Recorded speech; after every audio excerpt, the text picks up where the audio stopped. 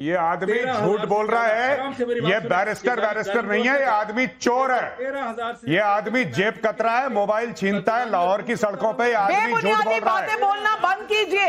आपका झूठ चलने वाला नहीं है। आपका झूठ चलने वाला नहीं है। भारत का एक शख्स यहाँ बर्दाश्त नहीं करेगा। मुनीर को नहीं बचा पाओगे क्या के? उस आदमी को ठीक है, आसिम मुनीर को सुअर की खाल में उसको उड़ा के उसको नचवाया नहीं। नोएडा में मेरा नाम नहीं।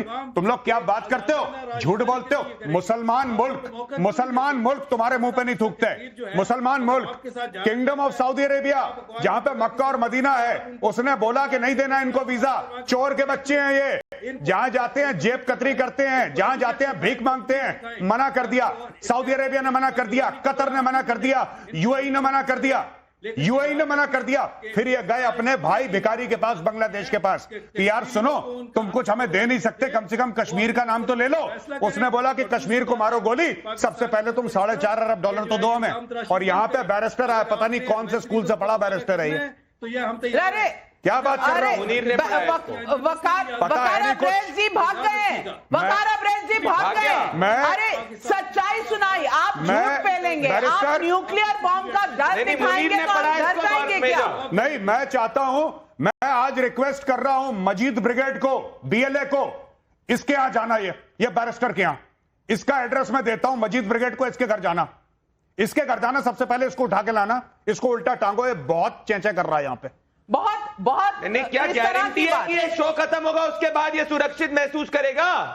नहीं, ये जिस तरह का झूठ भारत के बारे में फैलाते हैं, यही तो इनके अंदर जो नफरत है ये दिखाती है। We condemn everything। इसकी बुकिंग करवाओ जाफर एक्सप्रेस में, जूते की नोक पे ना ले। इसकी बुकिंग करवाओ जाफर एक्सप्रेस में बुकिंग करवाओ। आपकी कॉन्डेमनेशन हमें नहीं चाहिए। हम भारत ने बहुत लंबी रस्सी दी हुई है आपको, लेकिन जो रस्सी है जल चुकी है, बल नहीं जाता। ये जो रस्सी है ना, अब इसको जला तो चुके हैं, अब इसका बल ठीक करने का टाइम आ गया है। प्रदीप भंडारी, मैं पूछना चाहती हूं, अकड़ किस बात की है? जेब में 2 कौड़ी नहीं, पास में कुछ मिल नहीं रहा, दुनिया में इनकी कोई वुक्कत नहीं, ये ऐंठते किस बात से? नविका जी, हर गधे को लगता है कि उसमें अकड़ है, पर जब गधे को पता चलता है कि गधा है, वो तब समझ में आता है। गधा अगर शेर की खाल पहन ले तो शेर नहीं बन जाता है, और वही हाल पाकिस्तान का है। अरे मैं तुमको कह रहा हूं, और मेजर मैं कहना चाहता हूं, आसिम मुनीर ने इसको सिखाया होगा,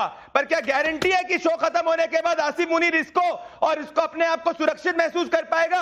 अरे वीजा लेके कोई मुस्लिम मेजोरिटी मुल्क में भी नहीं जा सकते, पूरी दुनिया तुम्हारे खिलाफ है। और जब मैं तुमसे बात कर रहा हूं ना, कई दुनिया के नागरिकों ने कह दिया कि पाकिस्तान के अंदर ट्रैवल नहीं करना है। सोचो क्या हाल होने वाला है तुम्हारा। और तुम्हारा वो जो जर्नलिस्ट है, क्या नाम बताया से, हामिद मीर करके, वो कह रहे हैं अखंड भारत की बात कर रहा है। तो आज नविका जी पाकिस्तान के अंदर कपकपा रहे हैं कि क्या पता सुबह की शाम ये देख पाएंगे कि नहीं देख पाएंगे, और अखंड भारत की बात करना ही शुरू हो चुके हैं, क्योंकि आज इनको पता है, मुनीर को पता है, इनके मुल्क में गौरव आर्या, इनके मुल्क के लोग आईना दिखा रहे हैं। इनके मुल्क के डिफेंस एक्सपर्ट्स कह रहे हैं कि ये पाकिस्तान ने कराया है, आसिफ मुनीर ने कहा है, आदिल राजा ने ये कहा है, और उसका सोशल मीडिया में इतना ट्वीट चल रहा है।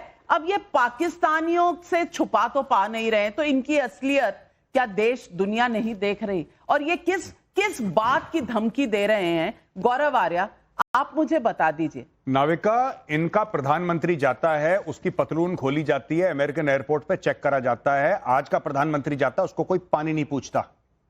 वो जानबूझ के घुसता है देशों में कि मैं अपने आप को इनवाइट कर रहा हूं, मैं आ जाऊं।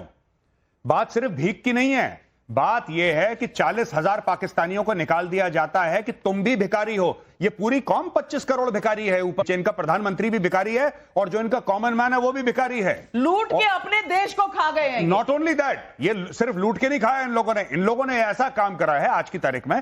कश्मीर में इन्होंने आतंकवाद करा, कश्मीर में इन्होंने लोगों को मरवाया, फिर ये सबसे भीख मांगते हैं, यार कश्मीर के बारे में एक बयान दे दो, कश्मीर के बारे में एक बयान दे दो। सब लोगों ने बोला कोने में चलो भैया, कोने में चलो, समय नहीं है, रेजगारी नहीं है, चिल्लर नहीं है, आगे बढ़ो।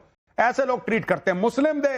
मुस्लिम देश इनसे हाथ जोड़ के कहते हैं भाई तुम मत आना। फिर भिखारी पहुंच जाते हैं कि हज के लिए आ रहे हैं, उम्रे के लिए आ रहे हैं। असली बात है, कोई हज उम्रे के लिए नहीं आ रहा। शहबाज शरीफ वो जाता है भीख मांगने के लिए, उसको भीख नहीं मिलती। बहुत सही कह रहे हैं आप गौरव आर्या। पाकिस्तान के इन खोखले धमकियों से भारत का बच्चा भी ना उस पर हंसे।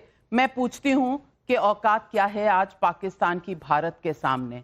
लेकिन आतंकवाद करोगे तो भाई सीना चौड़ा है और बंदूक में गोलियां भी भरी हुई हैं। आज फैसला होकर रहेगा और याद तरोताजा कर लीजिए। ये तस्वीरें हैं 1971 की। ना याद हो तो कारगिल का युद्ध याद कर लीजिए, ना याद हो तो ये जो आपको अपने अस्त्र डालने पड़े थे और सारे 90,000 वहां पर कैद हो गए थे, प्रिजनर्स ऑफ वॉर, वो याद कर लीजिए। भारत ने हमेशा दिखाया है कि हम बहुत लंबी रस्सी देते हैं, लेकिन अब रस्सी भी जलेगी, बल भी जाएगा। आपका शुक्रिया करती हूं मैं हमारे साथ जुड़ने के लिए नासिर चीमा जी और वकार अब्रेज जी। आप हमारे साथ जुड़े थे लेकिन भाग क्यों गए आज तक पता नहीं चला। लेकिन पाकिस्तान को टाटा कहते हुए बुलाऊंगी आज हमारे देश में जो सबसे बड़ा सवाल है, और सबसे बड़ा सवाल आज देश में यही है, और सवाल ये पब्लिक पूछ रही है, आतंक के धर्म युद्ध को जस्टिफाई करने की कोशिश क्यों हो रही है?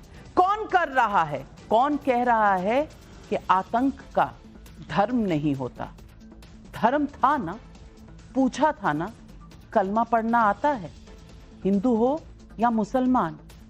पहलगाम में जो हुआ उसके बाद आतंक का धर्म नहीं है ये कहने वाली फौज अब बस कर।